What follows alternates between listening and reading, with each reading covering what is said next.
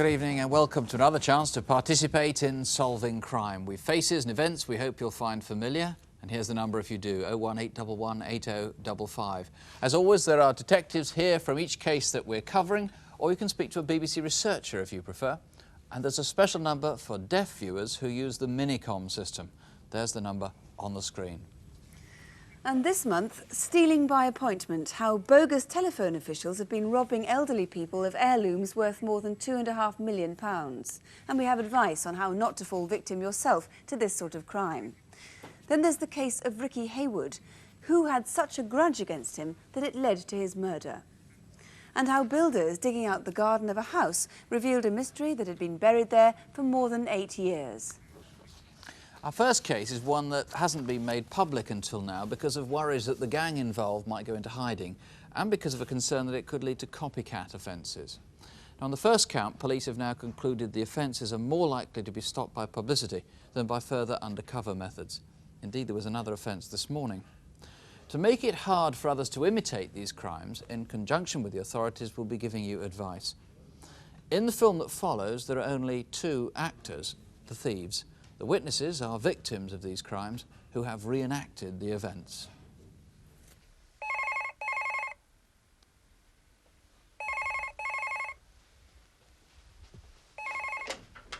Hello? No, sorry, there's no one of that name here. You must have the wrong number.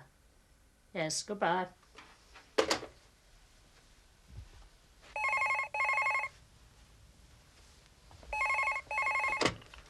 Hello? Oh, it's you again. Yes, there must be a fault. Oh, would you report it? Thank you very much. Goodbye.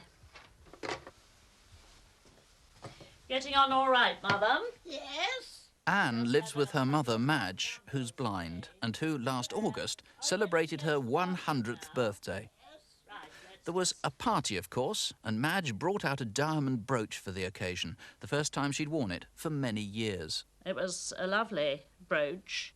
We knew it was valuable, and so we had hidden it in a jar of semolina. So, of course, I got it out, cleaned it up, and she wore it. And sadly, we had not put it back in the semolina.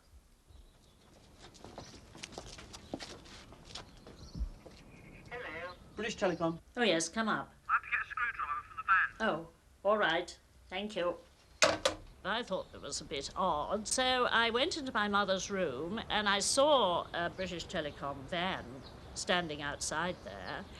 So I thought, well, that's fine. Ah, hello. Here's my pass. Yes. You got a fault on your line? That's right, yes. Right. So where's your other box? I haven't got another box. No, you must have, because, look, you see this wire here, right? Yes. Now that's got to go in. Well, at first I thought they were just quite ordinary people. And then as the event went on, they were rather hyped up. Have a look round, is that right? Yes, of course. Yes. We kept rushing around from one place to another, and he kept calling my attention to things. Shall I have a look down there? Yeah, do you want to go and sit what's down there? Hang on a second, love. Look, I've got something to show you.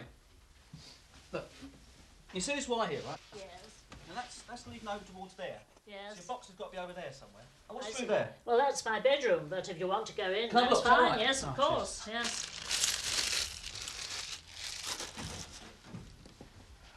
No, nothing in there, is there? Oh, I didn't think there was, no. It's got me beat, this one has. Yes. Oh, dear.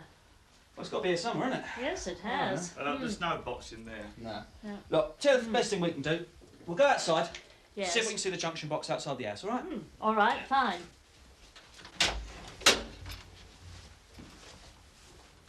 Needless to say, 30 minutes later, they'd failed to return. And my jewelry's gone.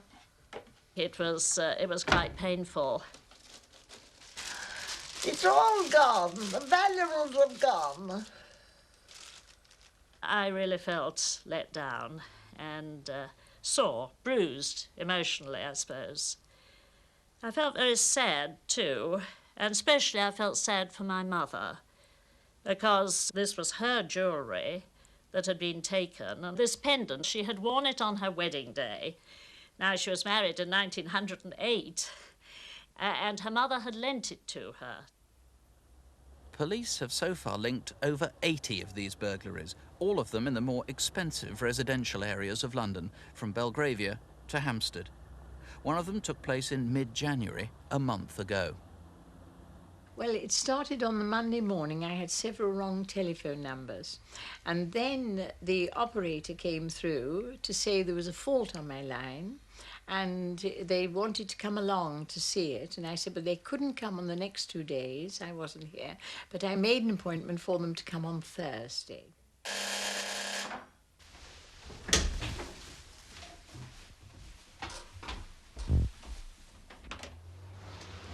British Telecom Yes, comes to take I all am the phones. expecting. How many phones have you got? 2.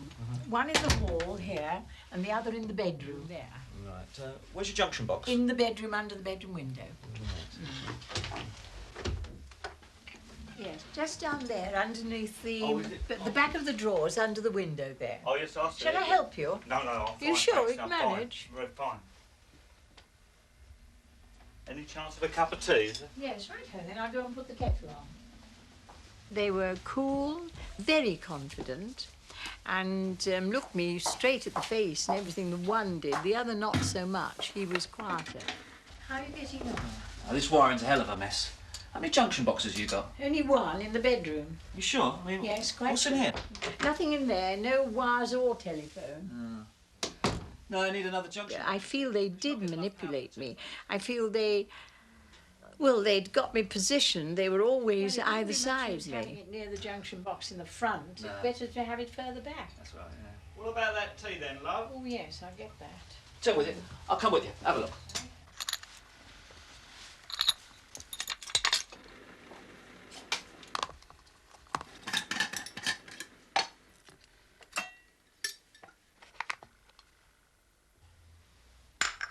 Would you like another cup? Perhaps later, love.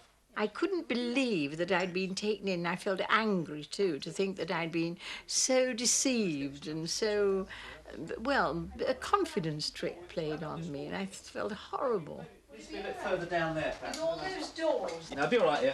Sure. Yeah. Where will the telephone go? We can put that on the kitchen wall for you. Yeah, Far better, yes. Be about 10 minutes on this one. Will it? Yeah, be no problem, love, yeah. I mean, my husband's dead now, and they were presents from him. And naturally, I felt awful, horrible, as anyone would, when you can't, and there's sort of sentimental value that you can't replace. I mean, whatever else one might have, it's not the same. One thing about these sort of crimes, Ken Collins, is that they're very dangerous for the offenders because they have to betray their own identity. They can't wear masks and so forth. What do we know about these offenders? Well, I can give 2 things. I can give their descriptions first, and then I can tell you about basically the makeup of their character. The first man I would describe as 30 to 45 years of age, 5 feet 9 inches tall, slim build, dark brown hair, and he has a beard and glasses.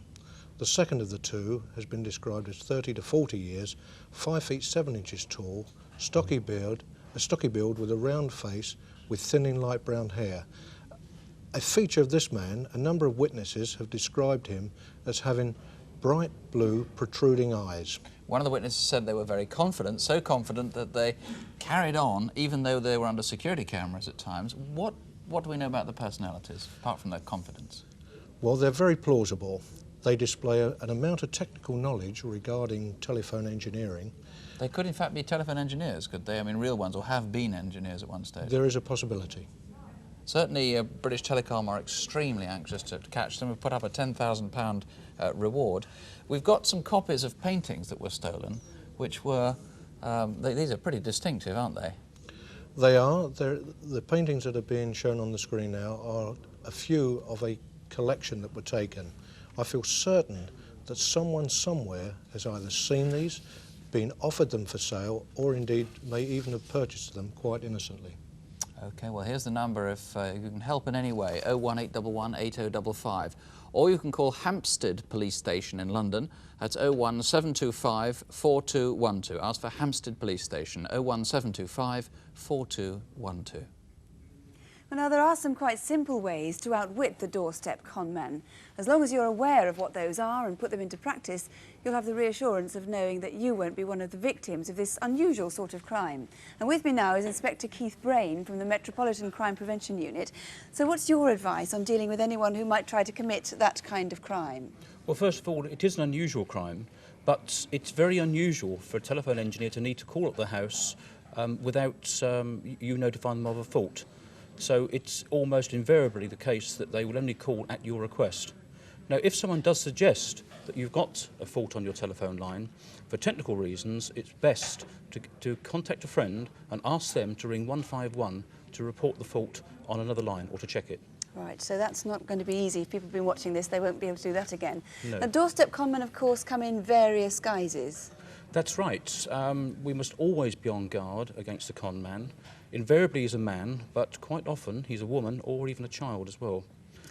And it is always a very useful thing to do to write down the telephone numbers of all the services in your area on a card, and including the account numbers as well, and keep them handy by the telephone call to check should you have an unexpected caller. So if a caller comes and says they're from the water board or the gas board, you ask them to wait, go and phone the number and check with HQ that they are who they say they are. That's right, yes. Now, also, I suppose it's a good idea to keep a note of local police telephone numbers by the telephone. Well, that's always an essential point as well. Very important to keep a note of police. And if I can just say that before opening the door to any stranger, you should check the door, and before you even open the door, put the chain on. Ask them who they are and what they want. Ask them if they've got identification. If they do show any identification card, don't take it as being accurate, because it is very easy to forge these cards. Right. So finally, not to be rude, not to feel guilty about being rude or to be intimidated. There is absolutely no need to let anybody into your house if you don't want to let them in, is there? That's right. The genuine caller will not mind being kept waiting on the doorstep whilst you check them out. And if you have any suspicions whatsoever, please call your police straight away, your local police station. They'll welcome the calls. Thank you very much indeed. And if you'd like to know more, there is always our Crimewatch Guide to Home Security with more practical advice. That's published by the BBC at £3.95. Now let's quickly bring you up to date with last month's programme. 6 people have been arrested, and in 3 further cases viewers have been able to put names to suspects. One of the reconstructions prompted more calls, in fact, than any other since Crimewatch began. 426 viewers have rung in so far. That was in response to the search for a curb crawler in and around Lancashire. For over 6 years he's been accosting girls and women. On occasions they've been indecently assaulted, and he's even attempted to abduct them. 2 viewers reported additional offences which were almost certainly committed by the same man, and detectives have been sorting through no fewer than 123 named suspects, 12 of whom are still of interest to them. And also, if you saw the programme last month, you'll remember the car mechanic from Oldham who'd been murdered, Lawrence Winstanley. The detectives had such a good response on this case that they have reinstated now a direct line to their incident room. They'd particularly like one person to ring back, and that's the viewer who called with a precise history of the red Cortina that Lawrence used to own. So please do ring. The line in Halifax is 337021. That's 0422, the direct line to Halifax, 337021. There were 160 calls about the jewellery robbery in Warrington, but the truth is there really hasn't been much progress since. There's more positive news in other cases. On the armed raid in the City of London, as a direct result of our appeal, a man has been charged with robbery. On photocall, viewers were able to identify 3 suspects, and in a 4th case, 3 men have been arrested. 2 have been charged with burglary and 1 with handling stolen property.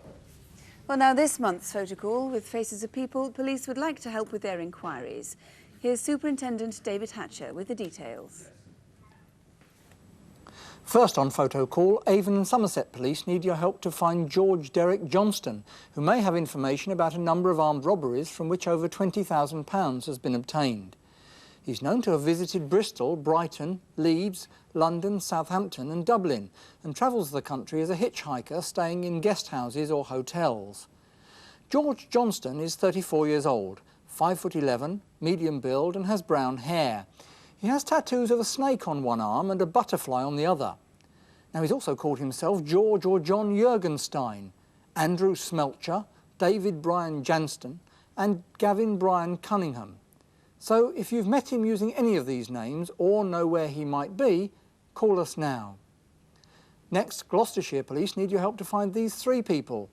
Their movements were captured on security video in the jewellery section of Cavendish House department store, Cheltenham, on Saturday the 27th of January. It's 4:30 p.m. and we can see the woman in the black coat talking to a sales assistant.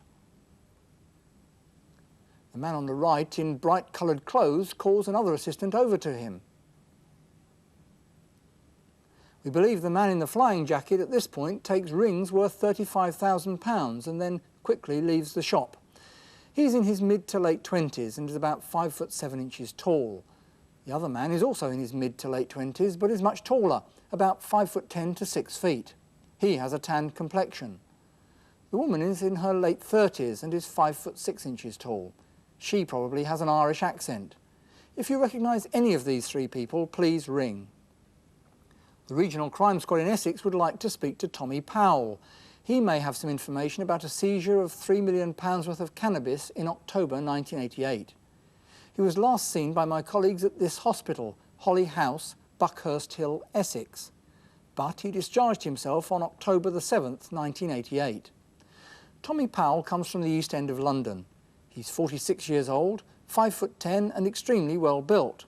Since this photograph was taken, he has been scarred on his right cheek, so if you've seen him, please phone us. And lastly, do you recognise this man who's seen here robbing a bank in southeast London? He's wanted in connection with several robberies in the area over the last 3 months, totalling £5,000. He was captured by the security camera here at the Midland Bank, Forest Hill, South London, on Tuesday the 7th of November. And again here at the TSB in Sydenham, South London, exactly 1 month ago, on Monday the 15th of January. On each occasion he produced a note demanding money. He told the cashiers that he had a gun. He's described as between 23 and 25 years old and 5 foot 9 inches tall. So if you think you recognise him or any of our other photo call faces, then call us now. And that's the number, 018118055, 018118055. Well, we have another Aladdin's Cave of stolen property in the studio this month. It's from police stations in 5 counties, spread right across the country. Some of it may belong to you. So here's Eric Knowles to show us around. Thank you, Sue. Well, it's a round trip that starts in Kent, and to be precise, off the coast of Deal. Here's a watercolour painting by Thomas Bush Hardy, and it's dated 1889. Now, in 1969, a certain Fiona Compton was the proud winner of the, let's get it right, the Daphne Lloyd Challenge Cup, which was presented by the North West Kent branch of the Pony Club. So, from a lady in Kent to a lady of Spain, and a gorgeous senorita, the work of one Henry Parsons Riviere, from around about 1870, and dated Le Carnival. From our friend here, we're moving now to Italy. And in particular, this little timepiece. It shows a bell tower, and beating away at the top is a tiny little gold bell. So, from Italy, we move over to France, and a good bronze figure. Its title is Suzanne. The artist's name I've never come across before, Le Ezeli. Now, he obviously understood and appreciated the female form. I'm afraid behind me, this gilt bronze Buddha is Burmese and not of any great age whatsoever. So all that glitters is not gold. And that's equally true of this fascinating early 19th century bangle. Now, it contains a miniature of an eye, and that's almost certainly the eye of a loved one who would have worn it. Equally unusual is this sort of mahogany inkstand. It's got lots of fitted drawers, and they all fit quite snugly. There's a taper stick at the back. Now, fitting not quite so snugly was this Art Nouveau glass vase. It fits into a stand that's perfectly okay, but they had to go as far as grinding the base to make the thing fit. It's a dubious marriage. Not so dubious is the marriage here. This ivory group of a cavalier and lady, well, she's been donning his socks since around about 1870. Now, if ever an artist's name was synonymous with this programme, I suppose it would have to be John Constable. And here is a potentially interesting painting. It's of Richmond Hill, lots of storm clouds, typical composition. So, I said it was a round trip in Kent, and is it pushing it a bit too far to end with a Canterbury? Typical form, Victorian, Burwood, and lots of the typical features. Carved columns, and there we see the drawer at the base. So, if you recognise any items in my Aladdin's Cave, please be a genie and get in touch. And the number to get in touch too, if there's anything you think is yours, 018118055. 018118055. Our second reconstruction tonight is a case which Hampshire police have been investigating for the past 16 weeks. It's the murder of an antique jewellery and furniture dealer. 36-year-old Ricky Haywood was shot dead at his flat in Southampton on the evening of Monday, the 16th of October. Detectives have some leads, but not enough to trace who killed him or why. Before his death, Ricky had been trying to negotiate a deal on a farm property just outside Southampton at a village called Cadnam, and that's where our reconstruction now begins. Ricky Haywood dreamed of being a millionaire by the time he was 40, but he'd got into debt. He'd put a deposit of £25,000 on this 3-acre farm he wanted to buy, intending to sell off the land and make a large profit. But he still needed another £55,000 before he could close the deal.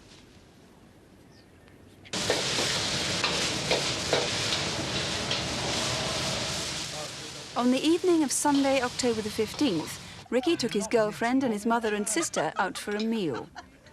He persuaded his mother to remortgage her bungalow in order to lend him some of the extra cash he wanted. Look, Mum, just go over it again. It's all right about the bungalow and the mortgage, isn't it? I've said I'll raise the money for you, Ricky, but you know half of it is Anne's. Well, I don't mind, as long as I get my money back. You'll get your money back. It's an investment, isn't it?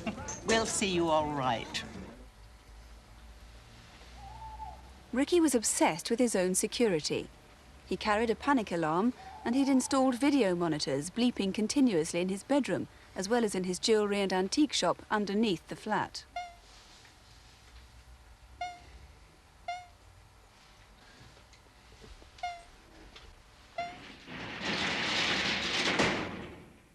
The following Monday morning, Ricky opened his shop, Ambience, at around 10:30 as usual. Heywood? Hello, Mr. Heywood. Yeah, hello. Any news? Well, I got my mother's bungalow as part of the package extra. Well, that'll help, but... Yes, we got a deal, Ricky yeah? had been counting on making a deal with some financial consultants. Say 12:30. Right. Well, I'll see you about 12:30 then. Yeah, 12:30. Cheers. Bye.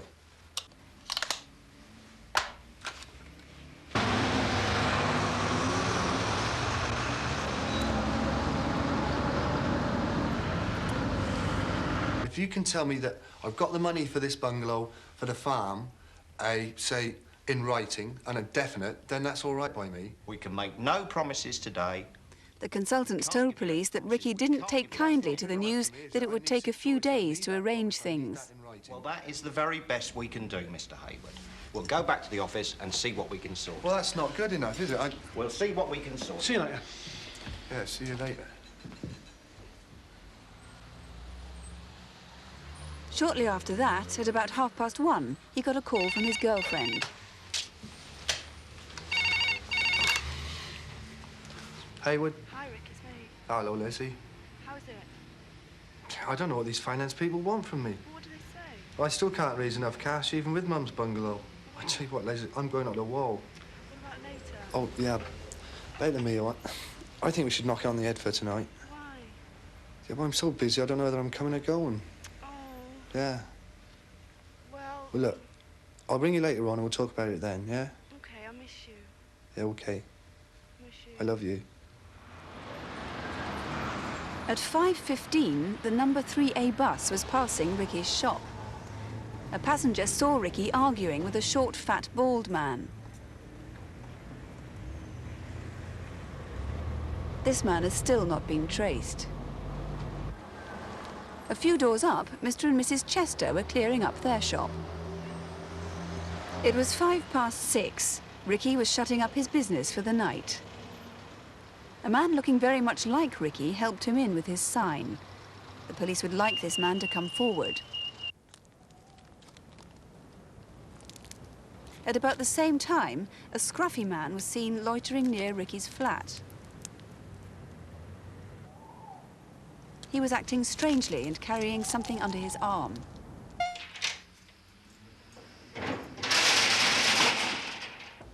At 6:30 that evening, Ricky was walking down the alleyway to his flat.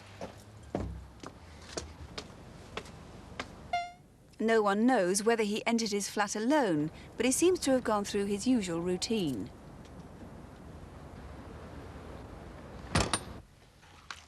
Further up the road, Mr. and Mrs. Chester were still sorting out their shop.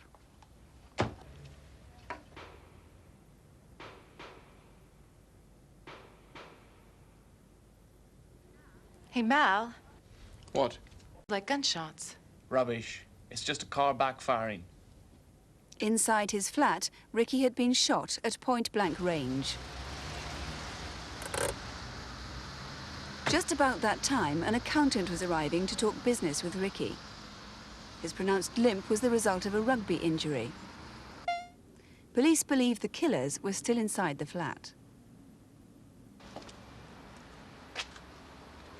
Anyone who saw the accountant outside Ricky's flat that evening could also have seen whoever killed Ricky Haywood.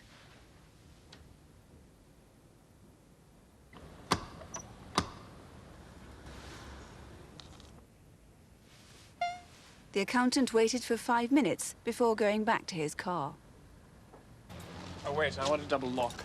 By this time, the Chesters were leaving. Mrs. Chester noticed a red car outside Ricky's shop. Right, let's go. Okay.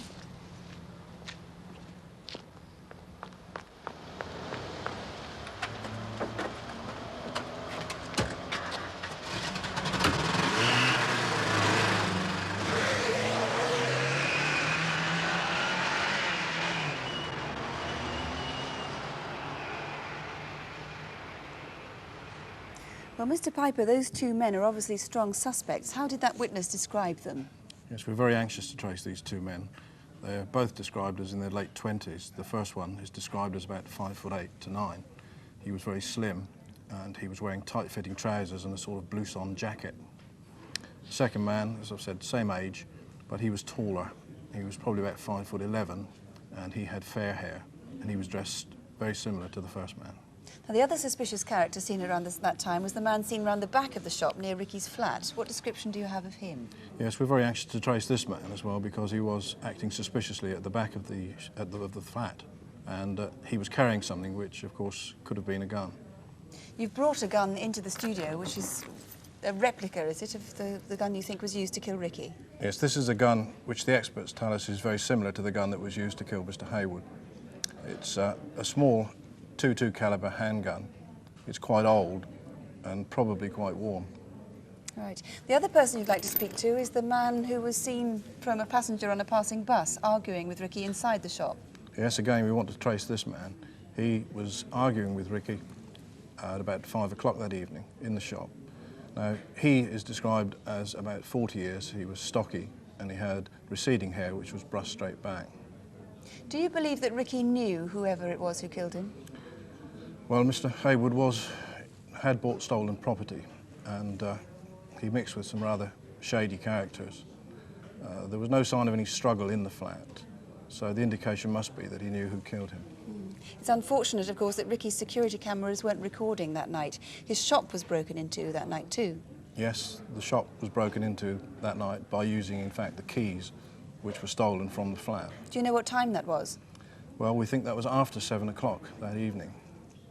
In fact, when the shop was entered, this would have activated a blue light alarm. And this alarm was flashing for some time. We think that it happened before 8:30 and after 7 o'clock. And you believe whoever broke into the shop killed Ricky? Yes, we do. Whoever broke into the shop didn't steal valuable jewellery and cash. They opened the safe, but it does appear they were looking for something specific. All right, Mr. Piper, thank you very much. Ricky's mother has put up a £25,000 reward for this. If there's anything at all you know which might help the police to solve the murder, please do ring us. The number here in the studio is 018118055, or you can ring the Southampton Incident Room on 0703 581111. That's 0703, the code for Southampton, 581111. Just to tell you, we've had a lot of calls on the bogus telecom officials operating in London, including at least one caller who claims to recognise one of the men. In our programme last September, Strathclyde detectives were trying to trace a man for frauds and thefts committed against elderly people in Scotland and the north of England. He has since been arrested, and last month he pleaded guilty to 103 charges, including 57 of fraud. He's been sentenced to 6 years in prison. And in the same programme, we filmed on London's South Bank complex where a young musician was shot and seriously injured when he courageously tried to stop a robbery. 2 weeks ago, a man was arrested in West London and he's been charged with robbery, attempted murder and a firearms offence. He's now awaiting trial. And now to Incident Desk, where we invite the police to appeal to you directly. Here's Superintendent David Hatcher. First, we need your help to find the 2 men who raped and nearly killed a young woman in East London last month. On Sunday the 28th of January, she was travelling home on the N98 night bus to Romford, which left Trafalgar Square in central London at 20 to 3 in the morning. We want to talk to everyone who was on that bus. The woman had been dozing but woke suddenly as the bus passed the Bow flyover at 3:20 a.m. She got off, mistakenly thinking that she'd reached her stop. 2 men approached her and said they would like to show her where to catch a different bus. She followed them along Pudding Mill Lane to another bus stop, but they dragged her under the nearby railway bridge where they raped her and threw her over the wall into the canal. But this ledge broke her fall and fortunately saved her from drowning. One of the men is about 20 years old, of mixed race, 5 foot 9 inches tall, medium to heavy build. He was wearing a cream-coloured jacket. The other man, who may be called Dave, is 18 to 20 years old, 5 foot 7 inches tall and medium build. He was wearing a green and white striped T-shirt. Please phone us now if you recognise either of these men, or if you were on that N98 bus in the early hours of Sunday, January the 28th. Next, Surrey police need your help to catch 2 armed robbers who got away with nearly £3,500 on Friday the 19th of January. Half an hour before the robbery, at 1:30, a car was hijacked from the council car park next to the George in Slough. The driver of this blue Cavalier had been eating his lunch in the car when he was threatened by a masked man with a handgun. At 1:55 to 2, at Barclays Bank in Virginia Water, 2 masked men entered brandishing handguns. They threatened staff and 2 elderly customers. We believe that the man in the balaclava is the one who hijacked the Cavalier in Slough. The other man may be left-handed. The 2 men then escaped in the stolen Cavalier and drove it half a mile to the A30, abandoning it on the forecourt of Chiquito's Mexican restaurant. About 15 minutes before the robbery, witnesses remember seeing 3 men here in a parked Ford Escort. This was probably their second getaway vehicle. At one point, 2 of them got out of the car and swapped jackets. If you think you recognise these men or saw them in either of these 2 cars on the 19th of January, then please call us now. Finally, Lincolnshire police are determined to find these 2 men. These video fits were made up by a woman who disturbed them, burgling her house in Washington near Lincoln. It was about 9:45 in the morning when she returned home to Granson Way. One of the men knocked her to the ground and threatened her with this Sabatier kitchen knife he'd brought with him. Then he slashed her furniture with it. It was a very frightening attack, but the men did leave some clues to their identity. During the burglary, one of them mentioned the name Tracy. Now, he had a Nottinghamshire or Derbyshire accent, and he's described as 20 to 25, over 6 foot tall, broad-built, with short, dark, spiky hair. He wore a gold stud and an earring in one ear. The second man is 19 to 20 years old, 5'7" to 5'9", average build, with mousy hair and a northern accent. If you recognise these men or have any information on our other incident desk cases, please phone us now. 01 811 8055 is the number if you can offer information on any of those cases. 01 811 8055. Our next case is a most unusual one, a crime that's over 8 years old, but that only came to light 8 weeks ago. What we're about to show you is nothing of the crime itself, but of the painstaking investigation that went into identifying the victim. The process led to a whole new set of questions, and hence to this appeal. Our film begins in Cardiff on the 7th of December at a house that's under renovation.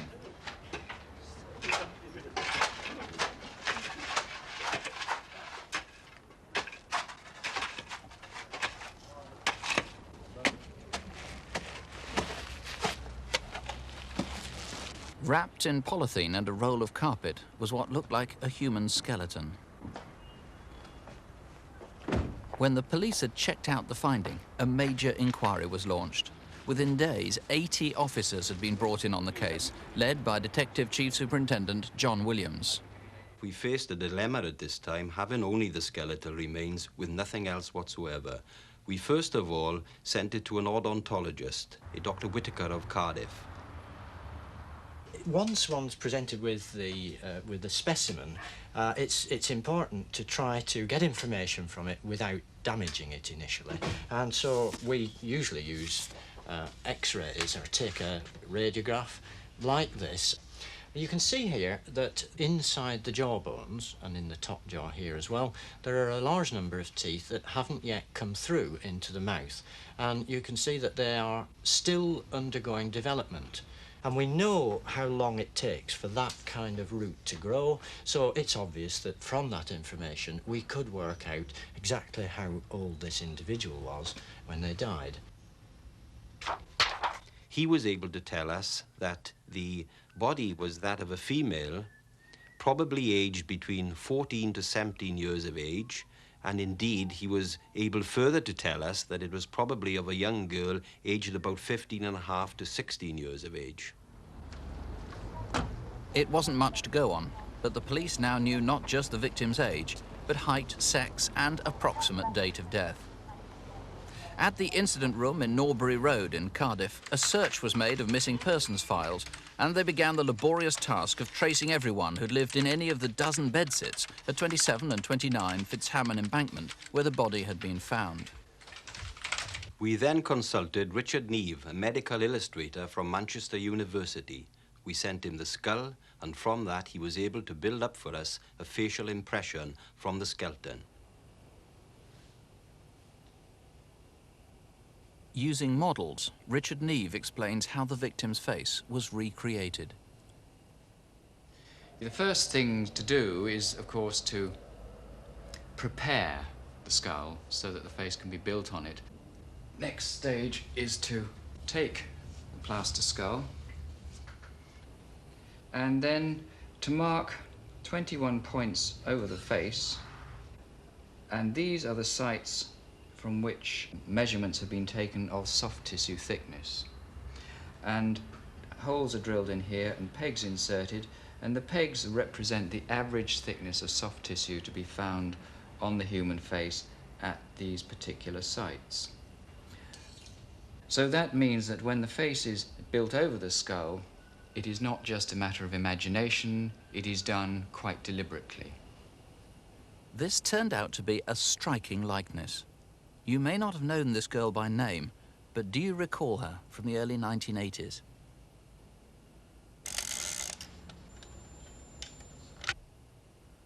This picture was issued nationwide and made front pages in South Wales.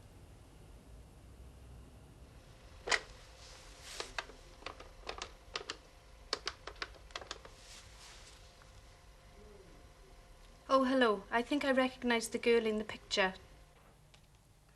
Hello, I'm telephoning about the photograph of the girl in the paper. As a result of a massive publicity campaign, 2 social workers rang the incident room at Cardiff and gave us the name of the person that they thought resembled the impression. We were then able to get dental records, which we took to the odontologist, and as a result of that, we were able to identify the remains in the carpet as that of the girl, Karen Price, from Cardiff. Karen was 15 when this photograph was taken, a few months before she disappeared. She'd been in care since she was 10, but in July 1981, she absconded from the Miser Eglise Assessment Centre in Pontypridd. Very little is known about what happened to her from then on, but she was known to hang around the bus station at Wood Street, opposite Cardiff Central Railway Station. Detectives are very anxious for any help they can get from anyone who knew Karen or thinks they might have met her. This is Big Asty's Cafe, just in front of the bus station. Did you eat here in the summer of 1981? When Karen had run away from homes before, and she'd done so several times, she often came here for a coffee.